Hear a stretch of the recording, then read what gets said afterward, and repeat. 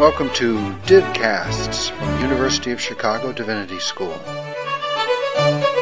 For more of our podcasts and information about our terms of use, please see our website, divinity.uchicago.edu/podcasts.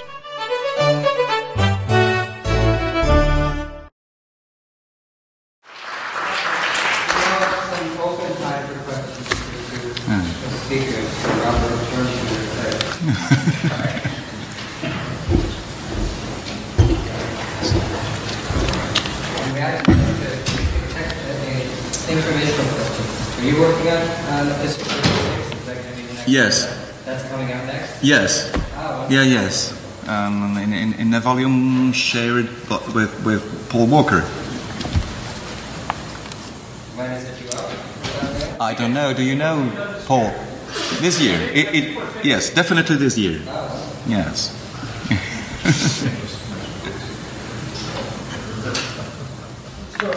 Robert, I'd like to press you on something. I hate to get hung up on terminology like this, and it's quite possible I just got distracted thinking about something else you said in this case. But I was wondering if I could get, if your essential argument is that he's rendering astrology as something not occult. I wasn't quite clear on what occult would be. And if you earlier on in the paper, it seemed as if you made a binary of something more rational and less occult. And then at one point in your response to the respondent, you said less occult, more Jewish.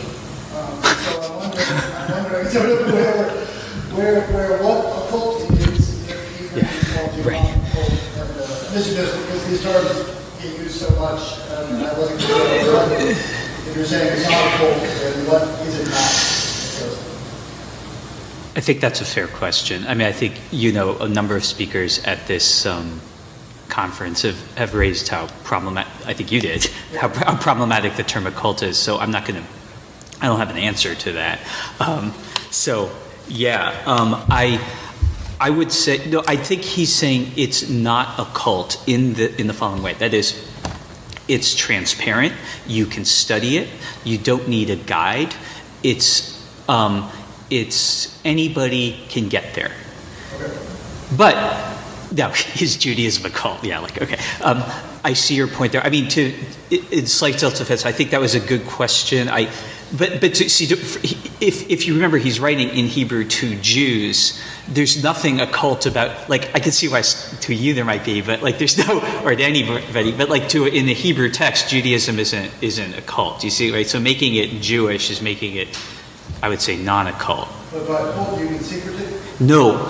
I would say, in the end, he might make it elitist, but not in the sense of secretive. It's elitist. It's not for, you have to know what you're doing.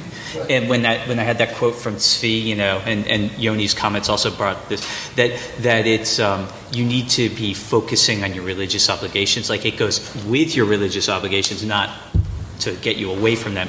You've got to be committed to Judaism. It's not for jokers. And so in that sense, it might be, you could say it's more elitist, but ultimately it's open to everyone. Okay. Does that? Yeah. And I'm not wedded to a cult. If you could tell me a better word, I'll go with it. Oh, yeah.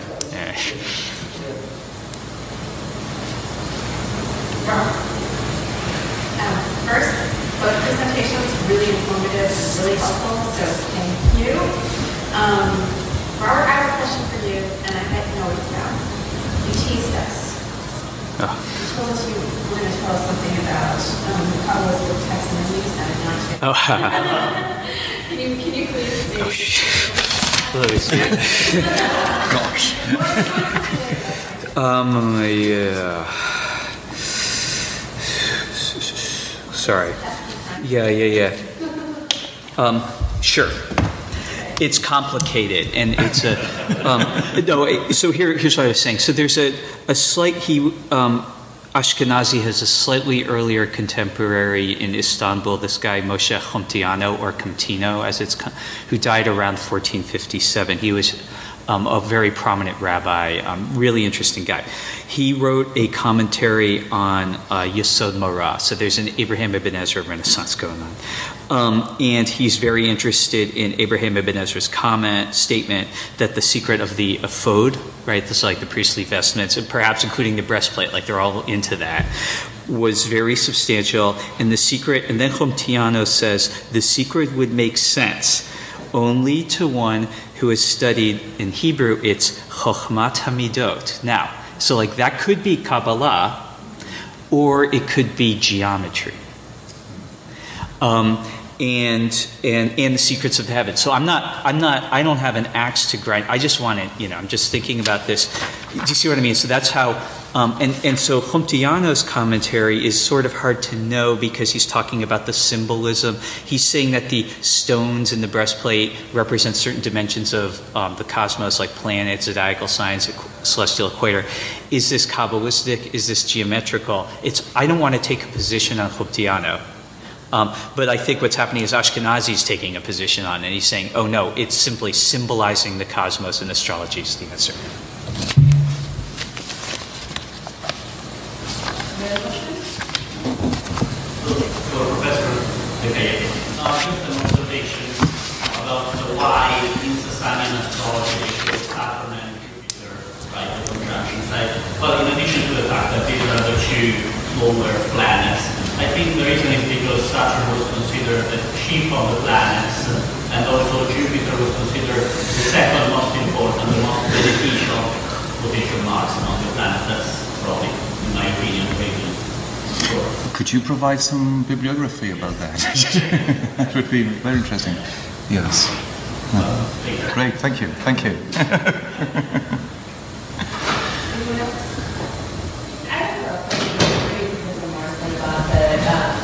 The mistakes, so to speak, in Ezra, and if in his understanding of the angles of that, yeah, yeah. In your understanding or in Ashkenazi's understanding, is there a reason or even a justification for that kind of miscalculation that seems so obvious? Yeah, I know. I think Jessica, right? Yeah, like that's a good point. I've been thinking about that like since. In the 3 hours since I finished my paper. And no, I mean, and like, yeah, I think it's an interesting question. I want to work on that because it's like, it's so obvious, right? Like, yeah, so I don't have a great answer for you. I think that the questions, I think, would probably have a lot to do with the complex textual histories of Ibn Ezra and how is he getting it. And I mean, like Shlomo Sela, again, it's like, writes these monster books about, and the message is it's very complicated and there are multiple manuscript traditions, and I think it would be premature for at least for me to know how he knows, how he is getting it from Ibn Ezra, but which Ibn Ezra? Yeah, great, it's a great point.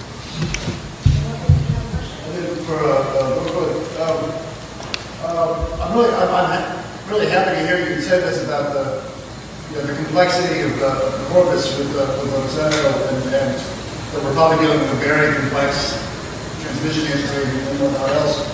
But also, I mean, we assume that just in terms of how these books were meant to be used, that of course not everything was written. I mean, that there were parts that were reserved for oral transmission, for oral discussion, that not all the secrets were laid out in the book, I think we don't know. We just don't know. We have to cope with what we have. Many manuscripts, and manuscripts having more or less the same text, but then there are many problems, and Paul knows that better than I do. For example, Epistle 52, the last one on magic, proved to be more complex than expected. We have to cope with at least two versions of it. Perhaps there is a third one. That's just one indication of how complex it is.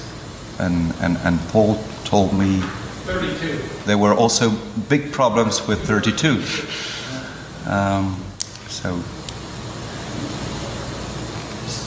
And what has become very clear to all the people involved in this project of the critical edition of the epistles is that it's totally impossible to reconstruct the stemma. It's elusive, completely elusive. But that it was very influential, that's not put in doubt. Just a comment, actually, since you guys were sitting next to each other, not to draw a connection between the two papers. You might be aware of this already, probably are. I just learned it this morning when I was reading Epistle 22. And Joseph Morrison, I'm not sure if he directly said this is what Ezra says, but the part about the example where there's a flood of the river and people leave the city, and the physical causation still happens, the city is destroyed, they just realize they should get out of the city. They got this message somehow. That's in Epistle 22, the exact example given by the animal in the discourse on astrology. And I think it's been established now that was an Ezra's source. So we have now one. So we have a connection. Yeah. Oh, nice. Thank you. Yeah, I'll ask one.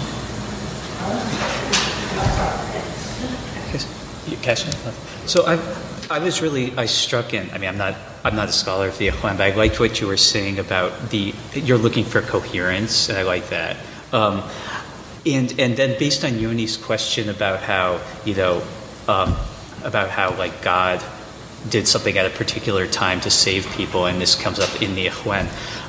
So did they think that type of thing was knowable? And I asked this for the following, asked this in this way. First, you were talking about the importance of conjunctions and precession for the overall astrological system for the Ikhwan. That made a lot of sense.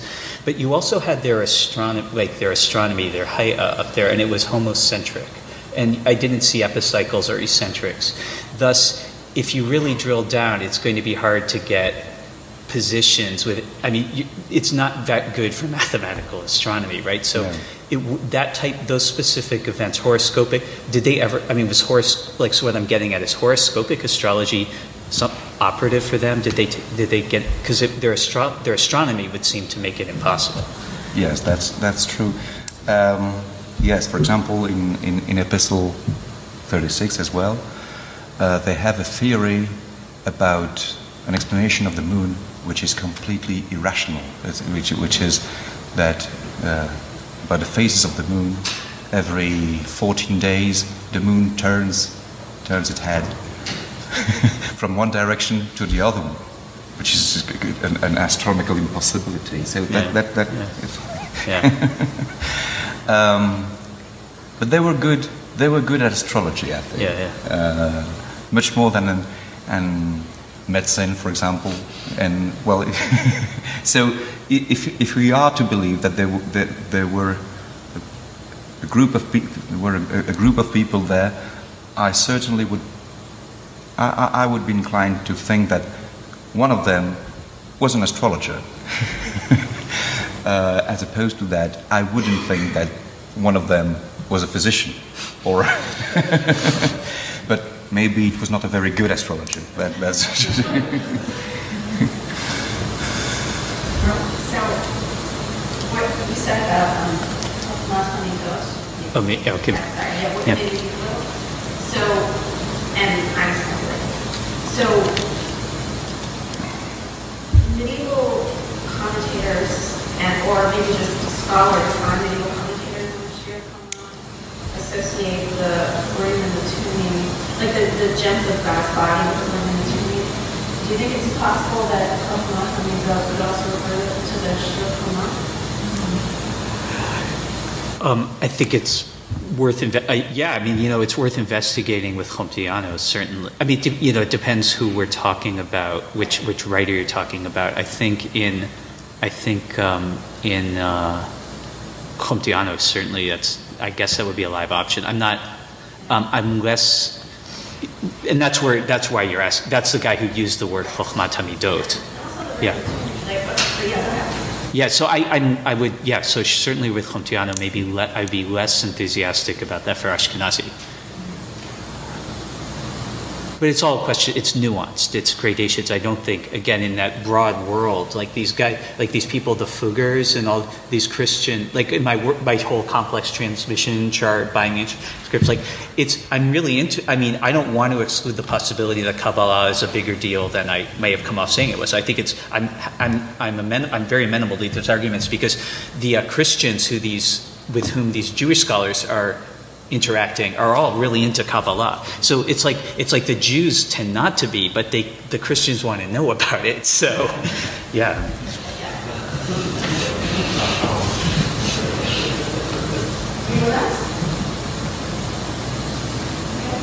Please join me in thanking the speaker.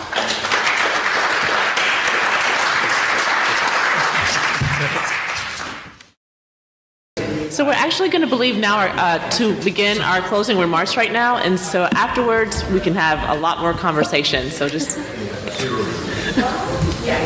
Okay, so we're going to start our closing remarks a little bit early, just because we do actually have another event in the lecture hall, so since we ended a little early, we can wrap up and get out so that they can get in.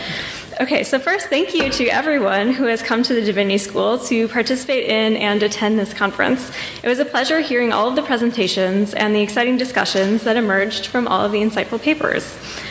When Chandra and I first began thinking about this conference, we framed our guiding questions in terms of boundary work.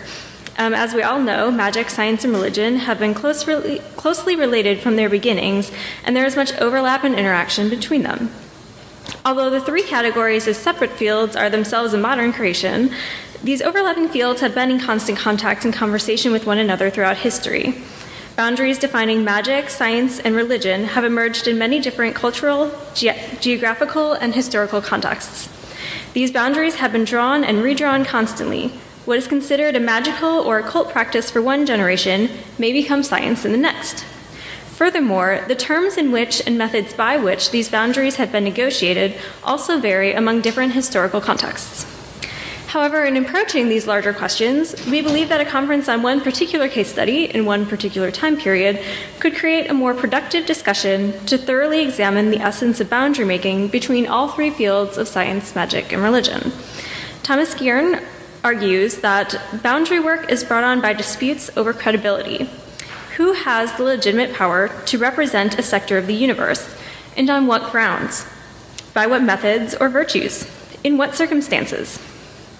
If we agree that the demarcations of science, as well as magic and religion, are shaped by the local contingencies of the moments, the adversaries then and there, the stakes, the geographically challenged audiences, then first we must limit our search to a particular case study or a particular local contingency in order to effectively answer how each of these categories are represented in credibility contests and boundary debates.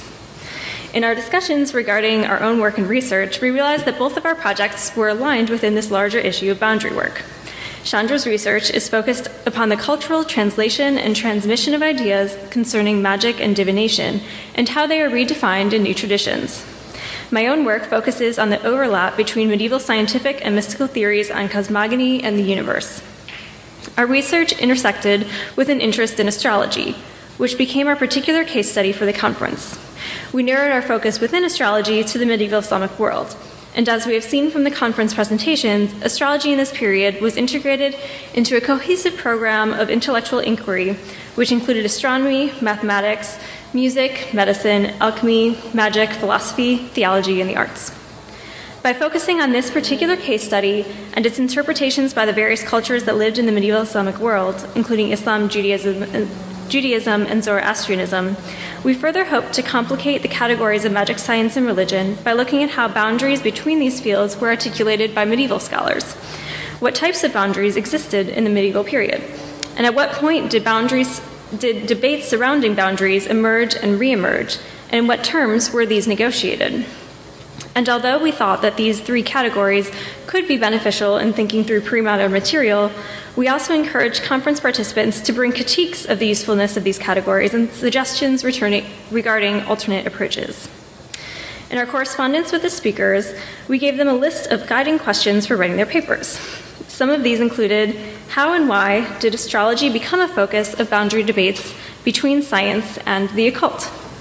How did religion factor into the definition or creation of these boundaries? how does religion reappropriate, participate in, and recode astrological theories or practices? Additionally, how do astrological practices and theories interpret or include religious doctrine and beliefs? How did medieval scholars think about these fields, and in what terms did they articulate boundaries between them? In sum, by looking at the practices of, categorizations of, and debates surrounding astrology in the medieval Islamic world, we hope to shed light on the broader questions of when, where, how, and why definitions and boundaries are established between science, magic, and religion.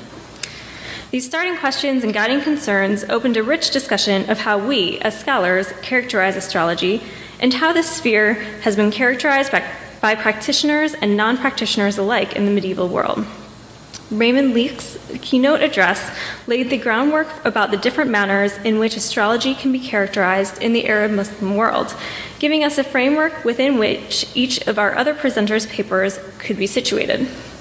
Within our already narrowed lens of astrology in the medieval Islamic world, each presenter continued to refine the scope by addressing the negotiation of astrology by particular texts and authors. As our presenters engaged with these questions, their papers often brought to light new thoughts and new questions that merit study before widening our lens back to the larger question of boundary work. Excuse me. With Raymond Leake's initial categorizations as presented in the opening address in mind, we have, for example, seen how the interconnection between astrology and the history of sciences and technology and philosophy have played out. Matthew Melvin Kuschke's paper highlighted how astrological, mathematical, and natural sciences were constantly being defined and redefined. Astrology is positioned as part of the occultist and letrist link between the mathematical trends in astronomy in the 15th century and Neo-Pythagorean trends in metaphysics in the 16th and 17th centuries. We see here how not only boundaries surrounding astrology itself are defined, but how astrology is used to negotiate boundaries between these other sciences as well, and even as a bridge between different scientific trends in different time periods. Josefina Rodriguez-Arabes's paper used instruments to show the divisions between popular and scientific astrology, and how the latter was fostered by political and intellectual power. Her paper focused on both the intellectual and material construction of knowledge, showing the translated applicability of philosophy, mathematics, and science into one aspect, the astrolabe, which is multivalent both in its meaning and its representation. In this paper, we saw how the physical object crosses these intellectual and disciplinary boundaries and negotiates and creates economic and political boundaries as well. Terry Gee's paper analyzed the tension between the definition of astrology as a philosophical science, outlining a philosophical concern with the perceived deficiencies of astrology, as well as concerns about how astrology and astronomy are defined in terms of one another. In her analysis, we not only see how and why these divisions between astronomy and astrology are created, but we also saw a shift in how they should be related to one another in terms of a hierarchical understanding. Godefroy de Calatay's paper focused on the integration of theological and philosophical perspectives into the discourse already laid out in Terry Gee's paper. The inclusion and definition of astrology in categories of science also served to underscore the interconnected relationship between astrology and astronomy. His paper shows how and why astrology gains such a prominent position within the Ikhwan Safa's writings, which integrate astrology into their Neoplatonist Ismaili philosophy. Here, astrology takes on an integral role as the major science interpreted in support of a particular esoteric messianic hope. We have also explored the interconnection between astrology and the occult. In Noah Gardner's presentation, we are met with the absorption of astrology along with Sufi philosophy and theology into this higher supreme science of lettrism. His analysis picks up on the prominent place of lettrism as discussed in Matthew Melvin Kuschke's presentation. Noah further examined how astrology becomes a letristic tool for an exegetical project aiming at comprehension of God's speech in the world. Here, astrology links occultist and religious aims by blurring these boundaries between them. Ahmed Tunshen's paper discussed how astrology, when placed within a pietistic framework, can function with the religious sphere in support of divine agency. Here, astrology connects with religion, but in such a way that navigates the boundaries between divine, human, and celestial agency. His paper highlights how religious legitimization and patronage of astrology was negotiated. And finally, we have explored the interconnection between Muslim Arab culture and other subcultures in the Islamic world. Marla Segal's presentation picks up on Tunç's point about the human as agent of divine glory by highlighting how medical astrology negotiates boundaries between human, or physician, agency and divine agency. Here, we see a culturally specific concept of medicine as divine revelation. She also highlights the active role of astrology itself as a theurgic ritual practice, which mediates between the microcosm and the macrocosm by manipulating Hebrew letters, again connecting human and divine creative agency.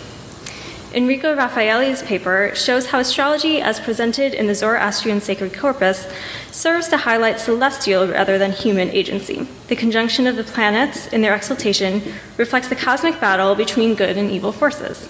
Not only does astrology become an integral part of the Zoroastrian cosmogonic theory of admixture, but it becomes the method of comprehending the universe and cosmic history.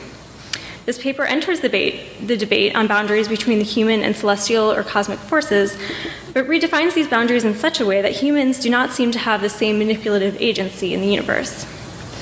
And finally, Robert Morrison's paper shows how astrology again brings together philosophical and theological theories within the concept of astrology as an exercise of free will and human agency. If astrology is the way that God communicates with humans, then astrology not only enables the human to return to God, but also gives man pertinent information in order to exercise his free choice and agency. This paper also engages with the question of the creation of a space for astrology within a philosophical framework of understanding. But even within the aforementioned categorical demarcations with which we began, we can see that these categories actually break down, as each of these papers connect with and build upon one another. Furthermore, we see specific trends and questions emerging across these papers.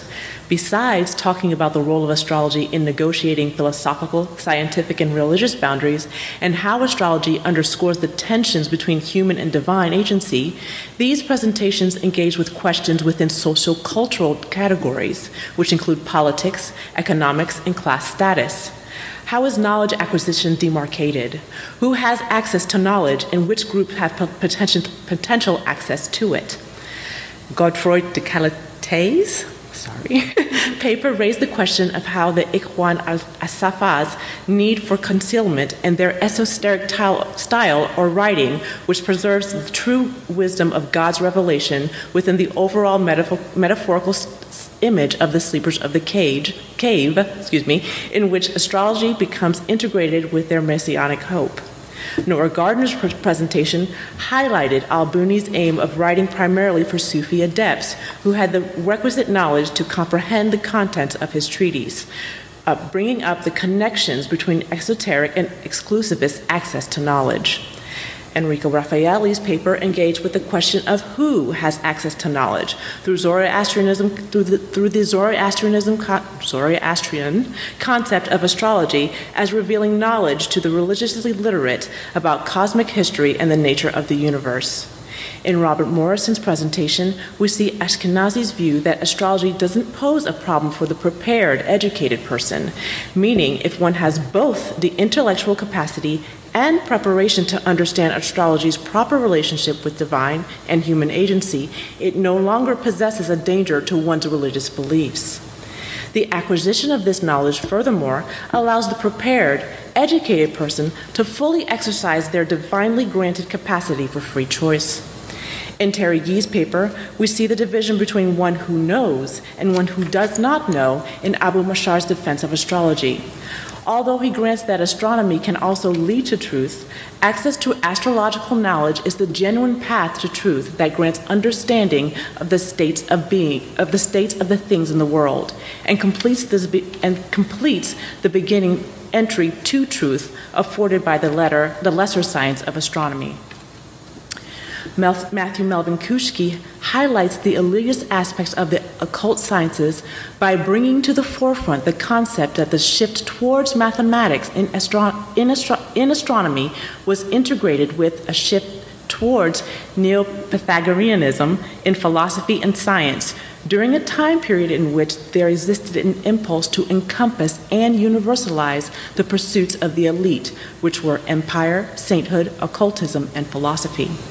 Josefina Rodriguez Arribas' engagement with the topic of elitism and power underscored how scientific astrology belonged to the realm of the courts and scholars. She states that astrological instruments were only available to those who could afford or make them, which in turn limited access not only to the astrolabe as an object, but also to the knowledge associated with its use. In a similar vein, Ahmed Tutsen's presentation relayed Ahmed Suleiman's account about how he was unable to finish studying the art of talismans because he did not have the necessary funds, as well as Suleiman's account of his dependence upon the Sultan's benevolence in order to finish his studies and create a new astronomical table. These are two accounts which highlight the economic factors associated with what can be considered the privilege of the attainment of astrological knowledge. Marla Segol provided an example of the perceived efficacy of astrology based upon the relationship between economics and belief. In her discussion of Shabbatai Donalow's Sefer Hakmoni, in which Donalow claims that the competence of astrology could be measured by the financial success of his teacher, Baghdad. Finally, Raymond Licht presented a primary suggestion of a political framework behind Al-Farabi's treatise against astrology, in which Al-Farabi explains that accidents are politically important because unpredictability begets fear, which in turn cultivates obedience to God and political rulers. Thus, the ability to predict events through astrology could lead to the undesirable behavior of the masses, which may be avoided by limiting the acquisition of astrological knowledge. In short, all these papers grapple with the questions of politics, economics, the elite, the masses, and how the legitimization of astrology and astrological knowledge is bound in the demarcation of each of these groups. And this connection between legitimization and boundary work is important. Although there were many case studies we could have chosen for this broader inquiry into the nature of boundary work, the rich discussion at this conference stemming from the study of astrology in the medieval Islamic world shows that this focus is indeed a productive one. Each scholar has helped us create new, more poignant questions with which to approach this case study. This conference can be used as a particular example to think about how other topics can also engage with the ideas of boundary work. Furthermore, based upon the outcome of this conference, it may be suggested that in order to successfully endeavor to understand the implications of boundary work, one should employ the methodological approach of beginning with a focus, a narrowed lens, so to speak. However, this lens must be constantly readjusted, widened, and tapered to examine the various contexts of the subject at hand. One may say that the study of boundary work may be likened to an emic and edict relationship, which necessitates the understanding of one to comprehend the other. We hope that our conference, rather than ending here, marks the beginning of future discourse and continued conversation.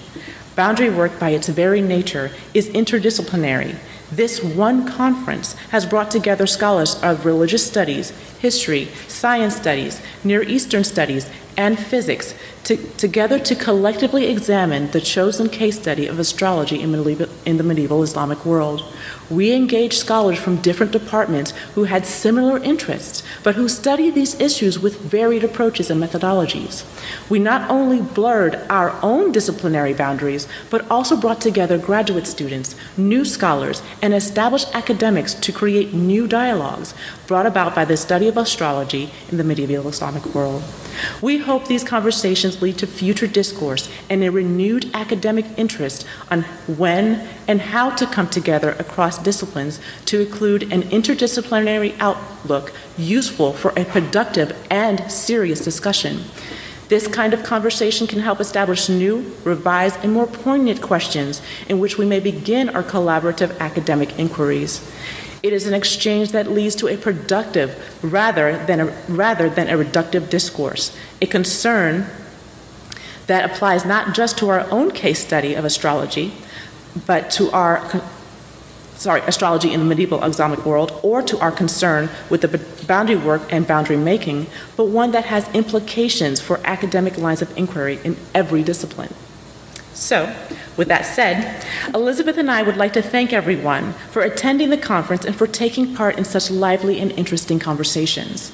We hope, maybe we all do hope, you will join us at this time, we'll say by 4 o'clock, at a closing reception for further conversation and refreshments. The reception is being held in the downstairs common room on the first floor of this building. Since there's another lecture taking place at about 4:30, we definitely really have to be out by 4:15. So you guys can stay, mingle, talk, have fun until then head down. So thank you for coming, and it was a great conference. Thanks.